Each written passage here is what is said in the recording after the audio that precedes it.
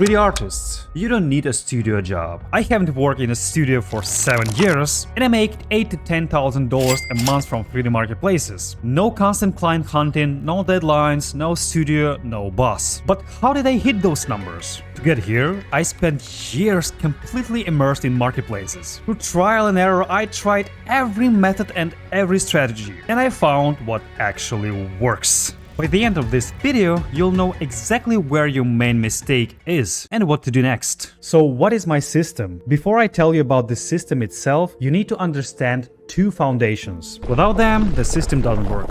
The first foundation is where to sell. 3D marketplaces have existed for 20 years, but in the last couple of years, two things happened that radically changed the picture for 3D artists. First, Epic Games merged Unreal Engine Marketplace, Sketchfab, and Quixel Megascans into one platform, Fab.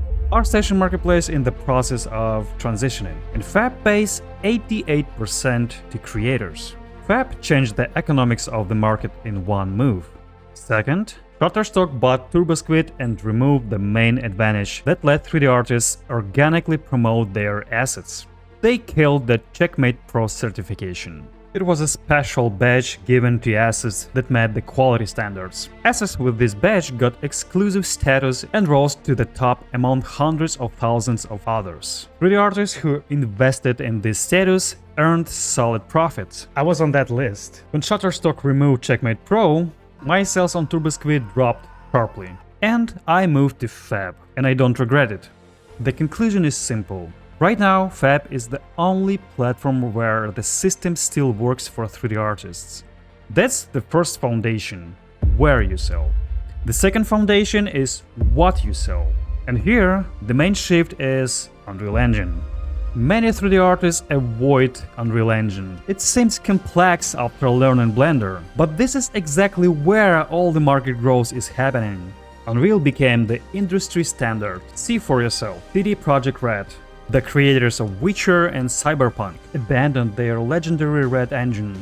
Witcher 4 and Cyberpunk 2 are now being built on Unreal Engine 5. Microsoft is moving Halo to Unreal Engine. When CD Projekt Red and Microsoft both choose Unreal Engine 5, it's not a trend anymore. It's a new industry standard. Right now in development on Unreal Engine 5, Gears of War E-Day, Silent Hill, Marvel 1943, and Gothic 1 Remake. I'm gonna play it. The original Gothic 1 and Gothic 2 Night of the Raven are some of my all-time favorite games. But Unreal went way beyond games. The Mandalorian, Avatar 2, House of the Dragon, all in Unreal. Architecture, indie games, thousands of new developers start projects every month. And assets optimized specifically for Unreal Engine, rigid for Epic Skeleton or MetaHuman Skeleton, with ready solutions and fully set up workflows, sell the easiest. If you are not in this game, you're behind.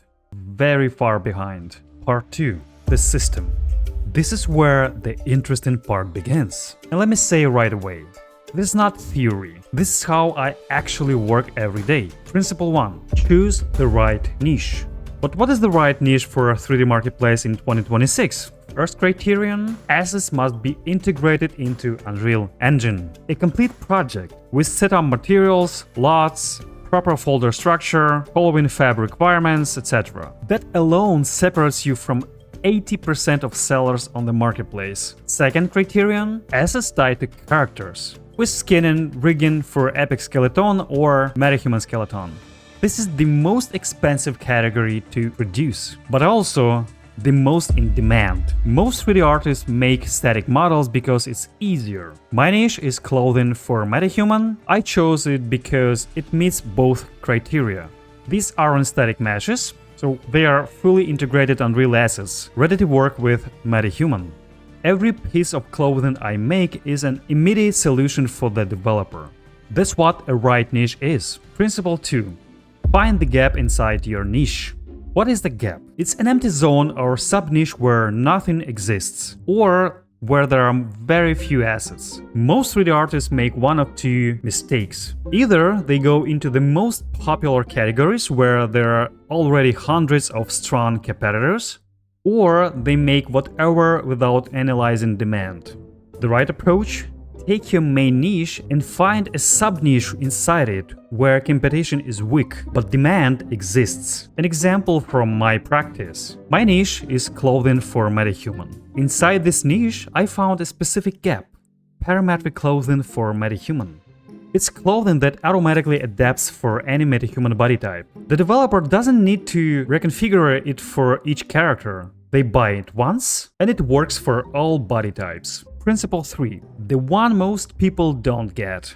Asset ecosystem. Most 3D artists make random assets. Today a sword, tomorrow a barrel, the day after a chair. Each asset exists on its own and gets sold once. I do the opposite. Every time I think about a new asset, I ask myself one question: can I reuse it?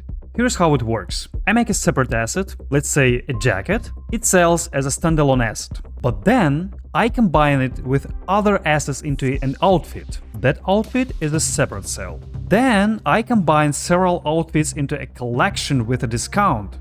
That's a third sale.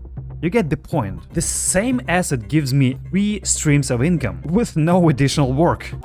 And this changes the entire economics. Because when you plan an asset, you immediately think, how will it fit into the existing ecosystem? Which assets will pair with it? Which bundles will it go into? And it's not about the number of assets. I have more than 600, but I actually make much less. Because most of the assets are reuses of the same material in different combinations. That's what an ecosystem is. Not random assets, but a lineup where each element strengthens the others. Every month my passive income covers a senior 3D artist's salary in any country in the world. However, there are serious technical challenges in Unreal Engine that give you an edge in this area. Watch until the end. Here's what I would do in your place right now. First, don't quit your studio job and don't drop freelance work. That's the most common mistake. People get inspired, quit, make 5 assets, don't get money immediately, and return disappointed. This is a marathon, not a sprint. Second, choose one niche. Not 3D assets, but something specific, where there's a gap. A narrow niche gives you an advantage. You become an expert in a small category faster than a generalist in a big one. Third, study the marketplace requirements before you make your first asset. Fab has specific rules. In the comments of this video, I'll attach a PDF file with the requirements from Fab moderators that I receive when an asset has problems. Fourth, your first 50 to 100 assets should be in one series. One asset is a sale someday. A series of assets is a systematic flow of sales. And fifth, be patient. The first 6 to 8 months you won't earn anything. That's normal. Your portfolio gains mass. Your assets start becoming visible to buyers. Reviews accumulate. This system starts up slowly, but then it works for years. Here's the map of my system.